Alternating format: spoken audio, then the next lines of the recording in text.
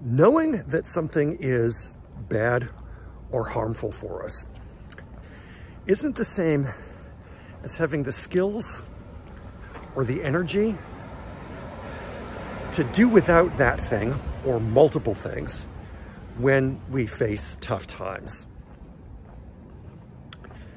And tough times are going to keep happening. There's an awful lot of people out there who want to cut back or quit on alcohol or nicotine or some kind of binge food that they know they're going to get triggered by. It's not a lack of education. It's not a lack of insight. It's a lack of knowing how to survive without that crutch. And if you've seen my previous video about crutches, you know how I feel about them. Crutches are 100% valid if you need them. Dismissing everything as a crutch doesn't really get at the heart of the matter. To my mind, one of the best reasons to build people up and approach them positively about changes that they're trying to make, or even changes that they want to make and haven't gotten started with, is to fuel their sense of what they're already doing right and to fuel their desire to do even better. My first therapist told me that in her experience, mostly working with sexual assault survivors, everyone has a fundamental desire to be healthy. But when they're in tough circumstances, human beings are very flexible and we can adapt to all kinds of things.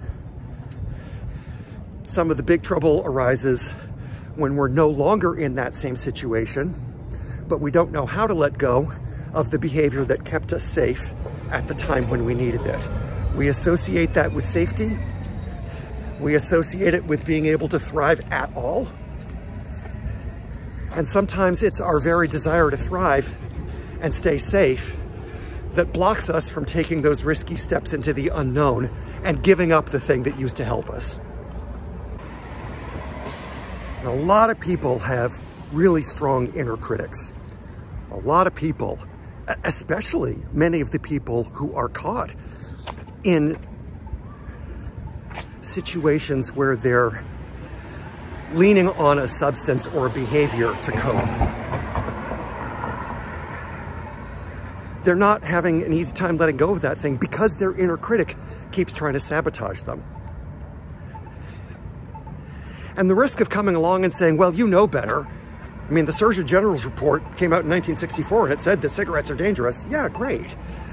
You're reinforcing their inner critic that tells them they're already messed up and they're already a failure for not having this all together. It's amazing how much gets accomplished when we start building people up, rather than adding to how they're already tearing themselves down and we just don't see that. So for those of us who offer unsolicited advice to others about how to be healthier, how to let go of their crutches, how to do the right thing, can I ask a serious question? Do we do that because we feel that we're not good enough unless we go around offering advice? And even if we notice the advice not working, are we afraid to let go of that same behavior, even though it's not serving us or the people that we believe we're trying to help?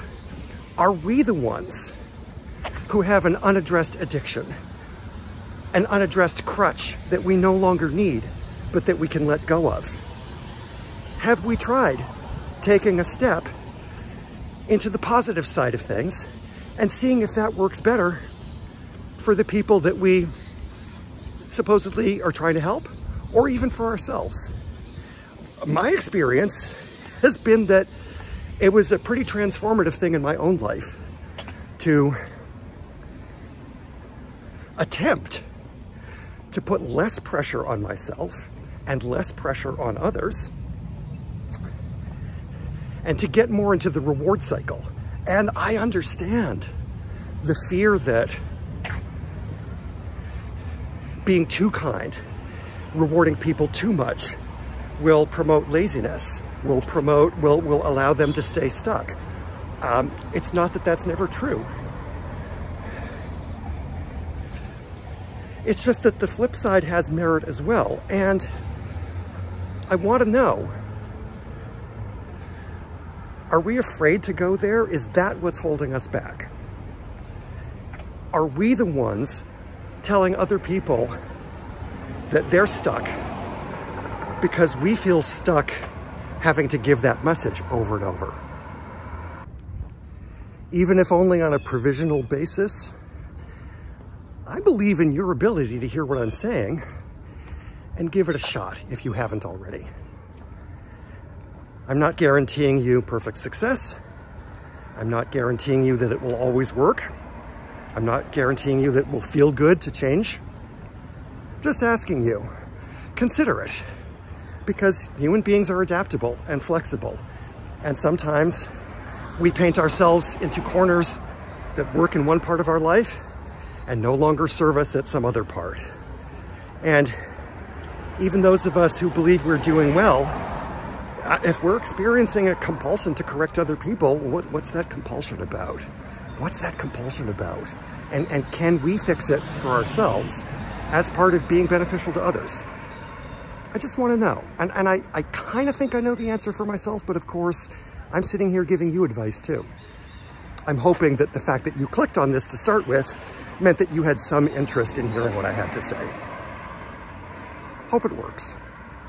Hey fam, if you've made it this far in the video, first of all, thank you. Second of all, if this video or any of my others have entertained you, made you smile, taught you something, given you some support on your own journey for mental or physical health and fitness, please consider subscribing to the channel. And if that's too much of a commitment right now, please at least give it a thumbs up. You'd be amazed how much that does for the engagement on a YouTube channel like mine. As I film this, I'm closing in on making my 100th clip. And old timers on YouTube will tell you that that's probably the minimum you need to get noticed by the algorithm. So I'm hoping as I get to that point and as I close in on 6 months to a year of making these, that the algorithm will start to prioritize me higher. And your thumbs up or a comment or a subscription will bolster that process. I don't object to making money at this, but right now I'm not sponsored. I'm not charging anything. I'm really doing this as a labor of love because of how much benefit I've gotten from this myself. Thanks for your time. Thanks for your support. Thanks for your attention. Go kick some butt, including your own, in a good way. Love ya.